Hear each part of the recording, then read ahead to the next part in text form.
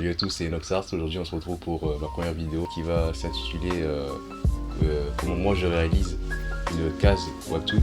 C'est mon webtoon qui est disponible, il y a déjà 5 épisodes disponibles sur l'application. Et dans cette vidéo je vais vous montrer tout le processus, donc tout ce qui est sketch, line art, color et le peaufinement, donc les effets, l'ombre et les bulles.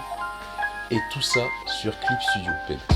C'est vraiment pour encourager ces artistes-là qui hésitent à prendre Clip Studio déjà, pour montrer que vraiment ce logiciel en vaut la peine. C'est incroyable. Je vais d'abord vous expliquer un peu le contexte de mon webtoon. Sideshow, c'est un webtoon qui parle d'un jeune homme, donc ça va être le protagoniste, le personnage principal, qui a du coup perdu sa mère quand il était petit. À cause de son père, c'est son père qui l'a tué, et son père était malade, et non il était malade, mais aussi il maltraitait sa mère et il maltraitait ses enfants, et malgré ça sa mère était toujours bienveillante pour lui. Elle prenait bien soin de lui, elle achetait les médicaments qu'il fallait pour lui, vraiment elle le gâtait. Mais lui, en revanche, il maltraitait sa femme, malgré sa maladie. Un beau jour, sa mère a décidé de partir avec les enfants en douce, parce que c'était trop.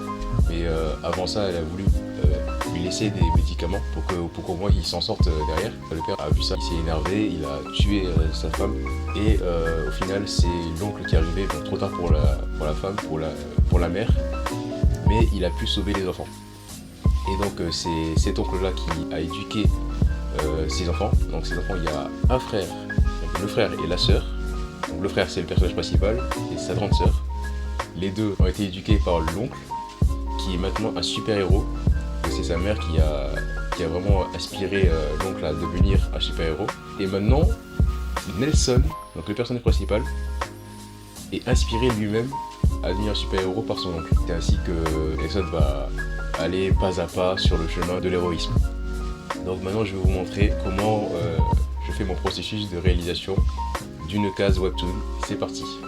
Alors tout d'abord, il va falloir prendre l'outil cadre, l'outil pour les vignettes. Alors ce que je fais, c'est que déjà voilà, vous avez la mise en page comme ça. Donc ça c'est pour le format webtoon. Donc c'est par défaut, c'est comme ça. Vous dessinez la vignette. Hop. Alors ici, si vous voyez, si vous regardez dans le côté gauche, vous avez dessiné la bordure, etc. Vous avez calque, pixelisation, remplir l'intérieur du cadre. Ce qui est intéressant dessus, sur ces options, c'est déjà dessiner la bordure. Par exemple, quand vous voulez ne pas dessiner la bordure, tout simplement vous décochez ça. Et puis vous avez juste à faire la même chose. Et en fait, quand vous regardez comme ça, en fait, là le côté violet ça représente la bordure en quelque sorte, mais invisible. Ce sera pas visible. Alors que si vous laissez cocher, vous aurez ça. En gros, c'est pour ceux qui aiment faire des vignettes sans bordure, c'est pratique. Dans cette vignette, ce qui est bien, c'est que si vous dessinez dedans, hop, ça ne va pas dessiner à l'extérieur. Donc, ce que je fais, moi, de base, on va dire qu'on a un personnage et puis on a un environnement. Donc, alors en général, ce que je fais, c'est que je dessine d'abord un écorché du paysage pour pouvoir placer le personnage par-dessus. Mais encore une fois, là, ça dépend de comment va être composée mon image. C'est-à-dire que si par exemple mon personnage il sera en vue poitrine, donc si mon personnage est comme ça, et puis avec un décor là-bas, à ce moment-là ce sera pas vraiment pour moi en fait, c'est pas vraiment il n'y aura pas besoin de dessiner juste l'arrière-plan d'abord avant le personnage. Moi en général j'aime bien dessiner d'abord le personnage avant l'arrière-plan. Mais il y a des moments où par exemple si je veux placer le personnage en plein milieu comme ça, il va falloir d'abord déterminer quelle sera sa zone de placement, pour ensuite pouvoir le placer. Vous mettez l'arrière-plan et le personnage qui va avec. Alors, maintenant, passons au concret.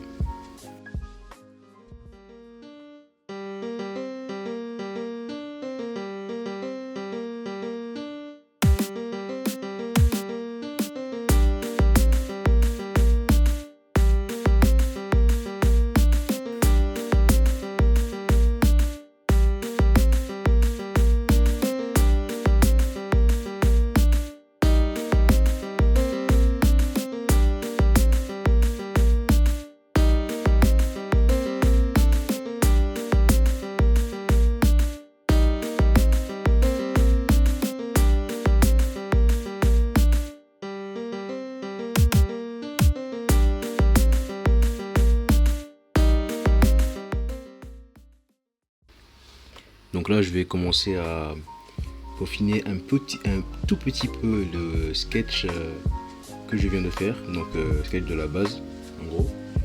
Je vais commencer du coup à créer un autre calque. Donc là, vous avez mon calque 2 qui est normalement sketch du perso, parce qu'on aura aussi le sketch du décor. Et pour l'instant, je fais le sketch du perso. Comme je vous l'ai dit, voilà, j'aime bien faire le personnage avant parce que, alors personnellement, je suis plus à l'aise à faire des personnages que de faire des environs. Donc, vous avez d'abord le sketch perso, donc son calque approprié. Et je vais créer juste un nouveau calque par-dessus. Moi personnellement, je l'appelle Sketch Plus. Donc ça me permet de me dire, voilà, c'est le sketch approfondi du sketch normal, tout simplement.